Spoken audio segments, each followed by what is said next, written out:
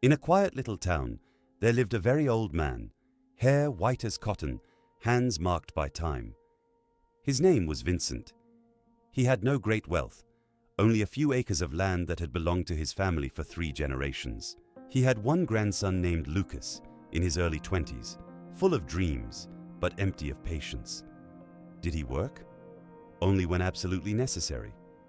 Did he put in effort? Just enough to get by. One day, Vincent called Lucas in for a talk. "Lucas, my boy, I am nearing the end of my journey. I want to leave my land to you, but there is one condition." Lucas felt his heart race. "What is it, Grandpa?" "Tomorrow, you will take this sack of corn. You will sell it on the main street all afternoon, and at sunset, you bring me the money from the sales." Lucas almost laughed. "That's it?" "That's it," Vincent confirmed. "Do it right, and when I'm gone, the land is yours." The next morning, Lucas grabbed the sack of corn. But instead of heading to the main street, he went down to the river and threw all the corn into the water. "Why bother working? I'll just use my own money." He spent the afternoon at the tavern with friends, drinking, laughing, not thinking about his grandfather once. At the end of the day, he pulled a few coins from his own pocket and went to Vincent. "Grandpa, here it is. I worked all afternoon." The old man looked at the money, then at his grandson. He took the coins and threw them in the trash. "You didn't work. Come back tomorrow." Lucas froze. Vincent simply repeated, "Come back tomorrow." On the second day, Lucas thought, "I need to be more convincing." He threw the corn away again, but this time, he rubbed dirt on his pants. He messed up his hair. He spent the afternoon lying in a hammock, drinking coconut water. In the evening, he went to his grandfather with his own money. "Look, Grandpa, today I really worked. I even got dirty." Vincent took the money, examined his grandson's clean hands, and threw it in the trash again. "You didn't work."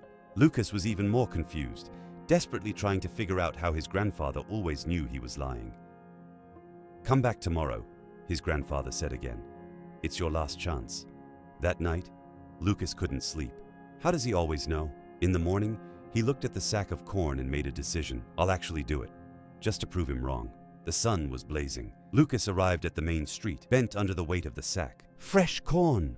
Fresh corn!" First hour, 10 people walked by. Not one stopped. Second hour, an old woman glanced over and shook her head. "Dear, everyone around here grows their own corn," she said with pity. Sweat dripped down Lucas's face. His throat was dry. Then, an idea. "I'll go to the central market." He walked 40 minutes under the scorching sun.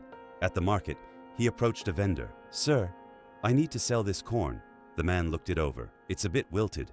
I'll give you half price." Lucas almost said no, but then thought, better than nothing.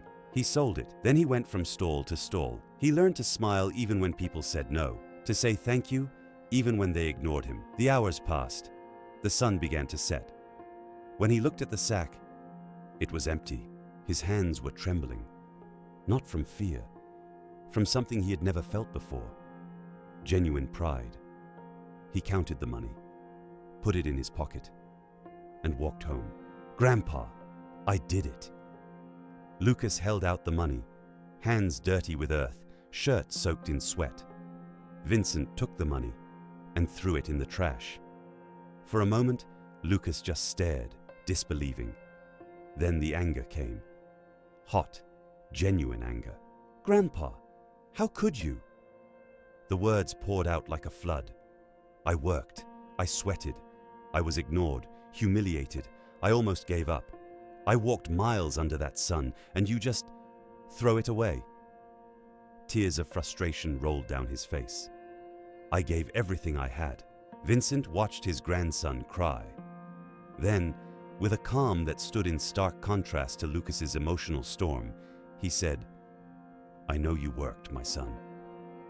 Lucas looked up, confused. "Then why did you throw it away?"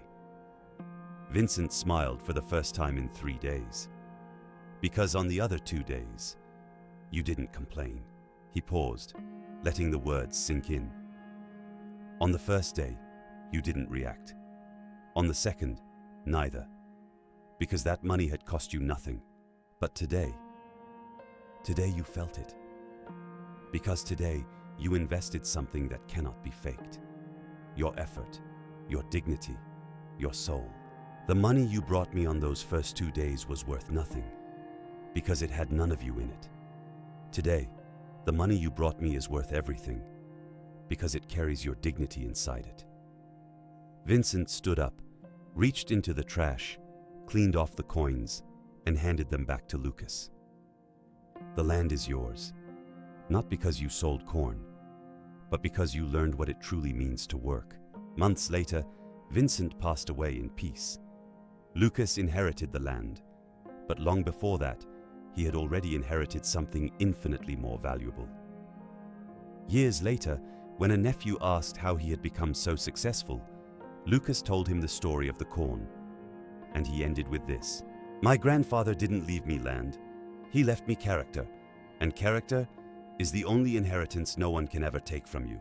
Friends, this story reminds us, the world is full of people looking for shortcuts, people who believe they can cheat the process. But life has a curious way of revealing the truth, because genuine effort cannot be faked. If you are chasing something today, a dream, a goal, a change, remember this: what you gain through shortcuts can be lost. What you gain through effort becomes part of who you are. Write in the comments, "I deserve what I earn." If this story made you think, if you saw yourself in Lucas, leave a like. Share it with someone who needs to hear this, and subscribe for more stories that make you look in the mirror. Until next time, don't take shortcuts, plant seeds.